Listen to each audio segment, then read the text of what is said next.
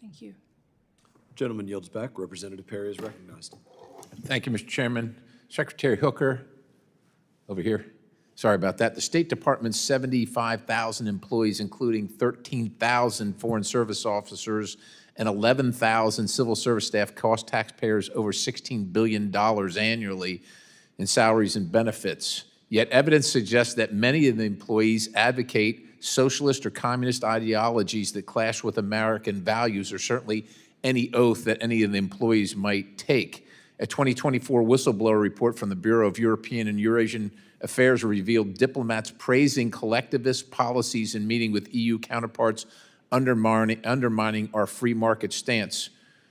Are we going to continue funding a diplomatic corps that seems more aligned with Marx than Madison? And I'm serious about that. Like, what is the plan here? Does the department even recognize this as an issue? And I'm not talking about restricting the exercise of free thought or free speech, but if we're going to have people in our State Department advocating for the policies and beliefs of our adversaries, I think that's problematic. So that's a serious question to you. Thank you, Congressman, for your question.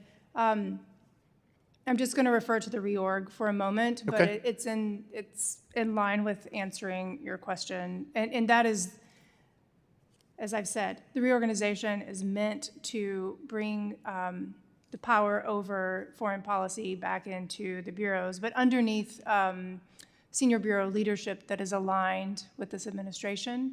And so under the leadership of not just myself, but the heads of those bureaus, and of course, Secretary Rubio,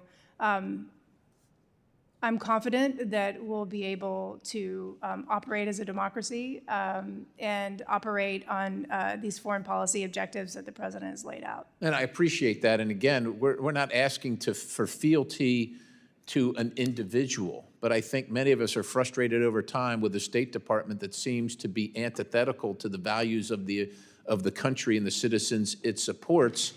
And you know, as an example here, the department's 2022 Equity Action Plan, costing $12 million, last year projected at $15 million for FY26, promotes DEI initiatives that prioritize identity over merit, mirroring socialist frameworks. A 2023 internal survey showed 62% of Foreign Service officers supported policies like wealth taxes or nationalized industries those ideas are just rejected by Americans. And furthermore, let's see here. Here's a true story. In 2024, a whistleblower in the Bureau of Democracy, Human Rights, and Labor revealed a clique of employees circulating a petition to soften sanctions on Cuba, citing humanitarian concerns while ignoring Havana's repression. The petition, signed by 22 staff members, was exposed by a Freedom of Information Act request. Again, we just prefer people that are loyal to the United States of America. I mean, Ana Montes is cooling her heels in a prison for being the most prolific operative working inside the United States of America, yet promoting Cuban communist policies. We simply can't have that. So I understand there's a reorganization going on, but if you can elucidate for us any of the policies in that reorganization that would kind of get a gauge on loyalty to the Constitution of the United States of America. For instance, do employees take an oath regarding their loyalty to the Constitution of the United States of America? Each employee of the Department of State takes an oath when they begin their service to the Constitution.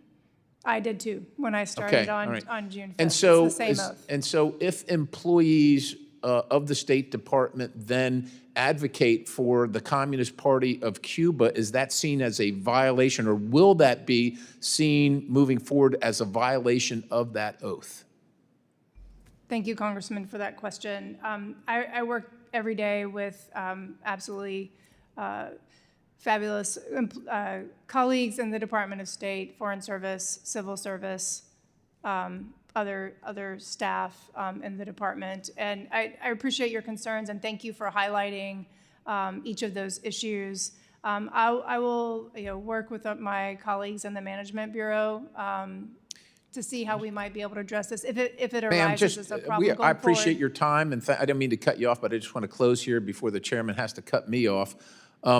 We need a State Department that works in concert with the views of the Constitution of the United States of America and moves that agenda, the agenda of America, forward abroad. And we can't have employees, whether they're convicted of sedition or treason like Anna Montez was, or whether they're just expressing antithetical positions that help our enemies. We can't have them being the spokespersons and the policymakers for the United States of America, and there's got to be some repercussions for those kind of things in the Department of State. With that, I yield the balance.